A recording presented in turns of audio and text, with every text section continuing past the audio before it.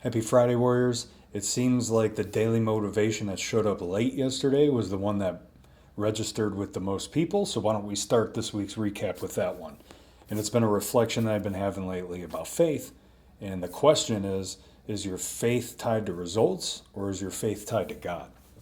And I've been thinking about this because I've been rushing through the busyness of this season, and sometimes I just try to squeeze in prayers. And when I try to squeeze in a prayer, it's just like checklist this, and this.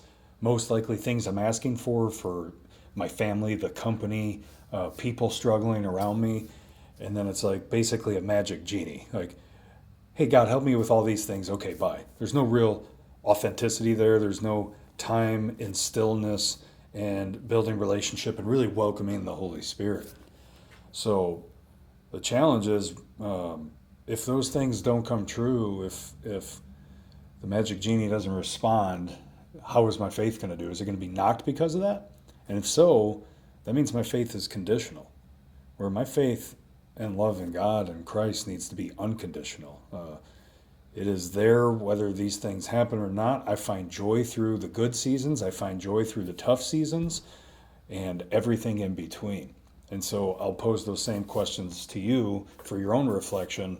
Is your faith tied up into results or a true, genuine relationship with God?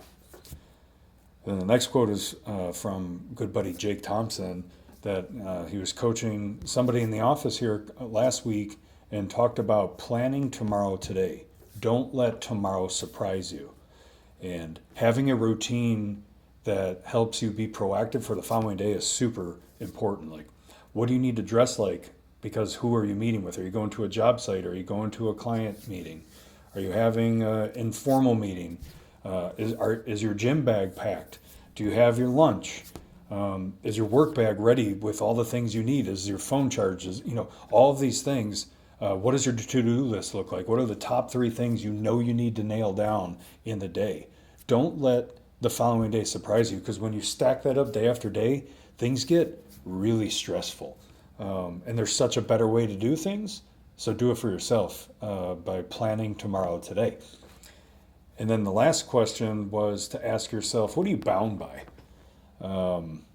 We've been thinking through thoughts versus thinking, where thoughts are these natural things that come through, and then thinking is a choice that we're making to kind of sting on those. And with being bound by things, it's usually negative things like anxiety, anger, frustration, worry. And most of those, if you think about it, we're being bound by something that's not even real. We're thinking about the past, we're thinking about the future, we're thinking about these what ifs that rob us of the current moment. It robs us of our joy that we have more control over than we understand. And so, what are you bound by?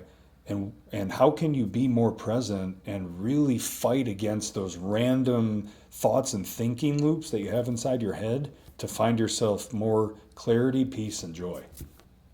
Finish strong, mountain movers, and we will see you next week.